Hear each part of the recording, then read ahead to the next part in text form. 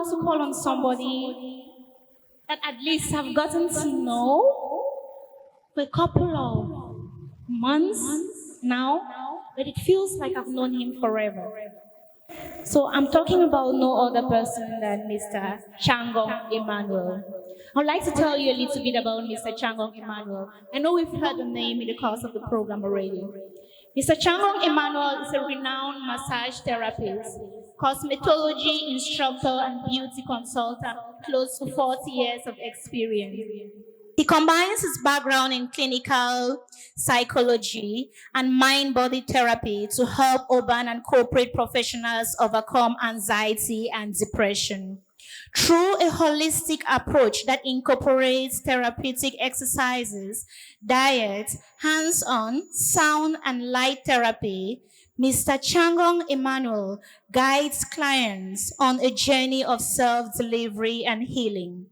He believes that imbalances and discomfort arise from the poisoning of the five senses and aims to bring harmony to the mind, body, and soul through stimulation.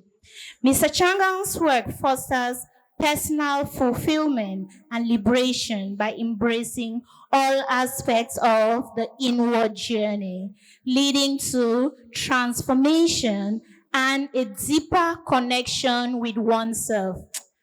I am a witness to this. Thank you so much, Mr. Chiangong Emmanuel. We would like to have a word from you. Thank you. Please, can we put our hands together for Mr. Chiangong Emmanuel?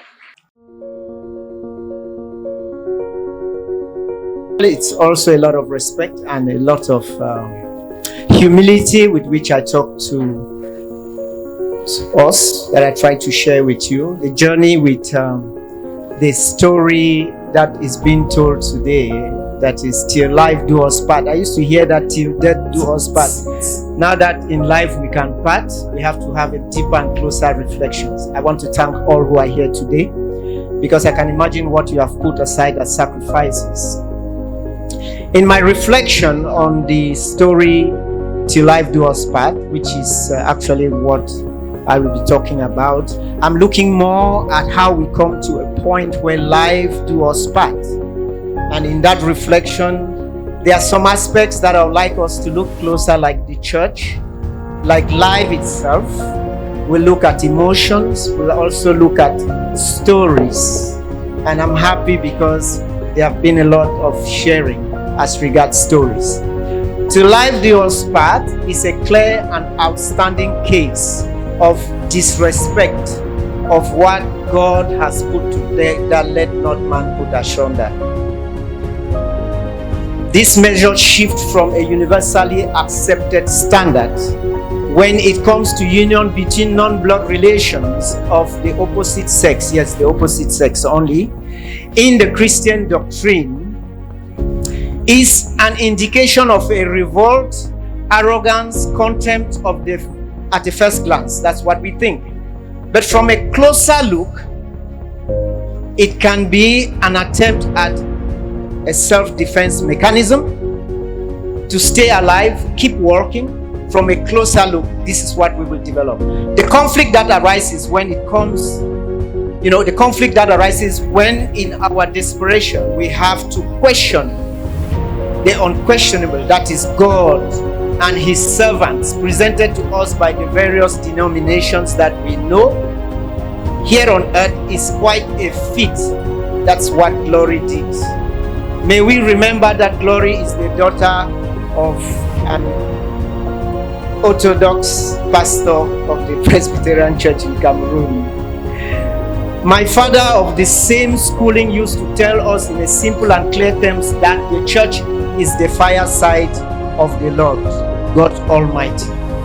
And he went on to assure us that those who come closer to the house of the Lord will never be in the cold. Personally, I have great memories of my own experience of this warmth. Can we therefore say that glory at one point might have gone too close and got burnt? Or is it that the church has lost the ability to provide warmth for those in the cold. These questions, you will get your answers when you read through this book and make your own reflections. I agree that one experience, no matter how rich, will not answer all the respective questions here today. I can, however, assure you that the thrill, the humor with which the narrative in this work of art journeys us through life experiences will surely move you one step out into the light that comes with wisdom. Let's talk about life. Dr. Wayne Dyer, an American motivational speaker and spiritual guide, defined life as a sexually transmissible disease that only manifests on the planet Earth. I went on to extrapolate this reflection with the reasoning that the incubation period is therefore about 9 months, and birth is the biggest and most prominent manifestation of the symptoms of this disease that is life. We can therefore state that we arrive on earth as a disease and have to spend our time on earth in a continuous healing process to become the reason, or we become the reason for the tragedy and the suffering of those we infect. Let your pain therefore not be surprising, and of all it shouldn't be overwhelming, for it actually signifies life. Focus on the healing and the uplifting process as you accept the pain. Emotions. As we went through school life, emphasis was on mathematics, anatomy, physiology, opportunity cost accounting, computer science, geography, etc. We actually use this knowledge along the way to separate good from bad, wise from foolish, and even accepted from rejected. Nothing was told us on the subjects that concern the way we feel. That is, it was not deemed necessary to understand issues like fear, like joy, anger, sadness, anxiety, depression, panic, love, frustration, hate, envy. These, to me, are the only reasons that matter now for the humankind if we want to continue to live together in communities. These are the issues that we need to watch out for as we experience the different manifestations throughout the emotional spectrum of man. Balance can therefore be defined as being aware of them in our context and appreciating how they affect each other, and being able to adjust them accordingly to permit continuity in life.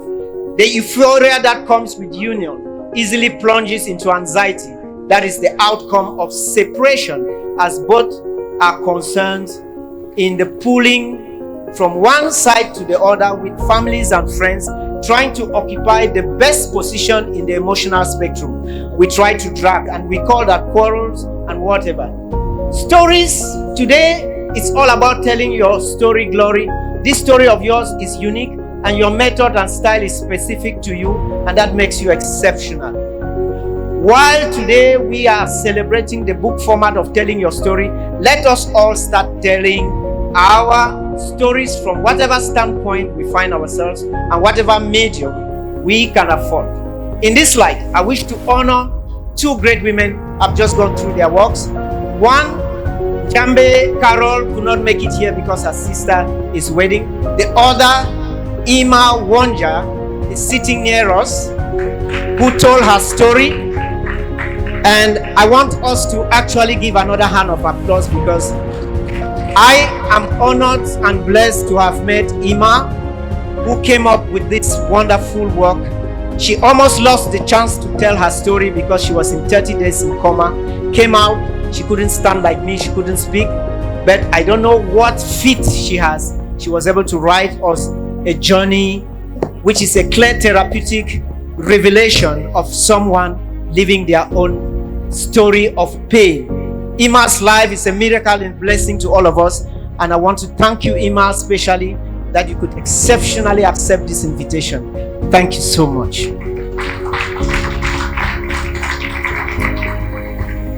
Let us acknowledge this presence, and all I want to say, most often we consider women as noisy or just trouble-seeking, and this has forced many to suffer in silence. Telling your story is healing. If you must keep it a secret, then dig a hole in the ground and shout in it, King Midas has as his ears. At least you would have released the tension. In Chimamanda Ngozi's dialogue, the narrative on the danger of a single story may be our reality. But let me encourage you to make a single story than to be quiet. For many, single stories from various and diverse views and perspectives may just become a complete whole. In our life's journey, the way they are generally told, it starts from family, it goes to church, school, and sometimes marriage.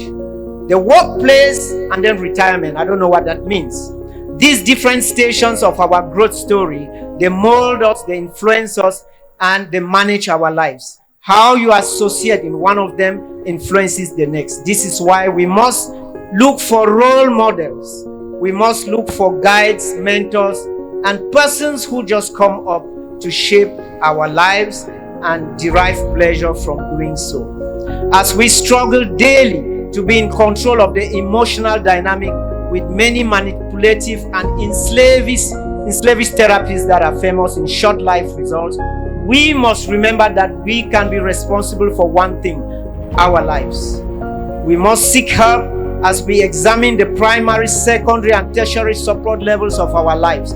Staying silent is suicidal, and that really works, believe me.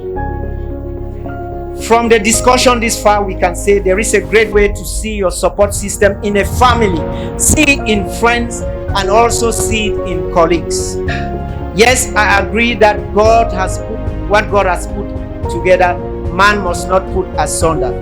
But did God actually put together all the weddings? Check and find out.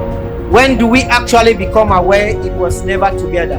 When will family, school, church, and the law come into agreement that as they work together to mold, they can also work together when it has to break up, like in Lives Do Us Part? As we become more and more aware of all the human emotions mentioned earlier, remember, in all situations, do the following. 1, smile. You are not smiling. 2, drop your shoulders. Release the shoulder. Release it. Very good. 3, breathe from your stomach. And of course, look into the eyes of the person next to you or opposite you and tell them sincerely, I care. Thank you very much.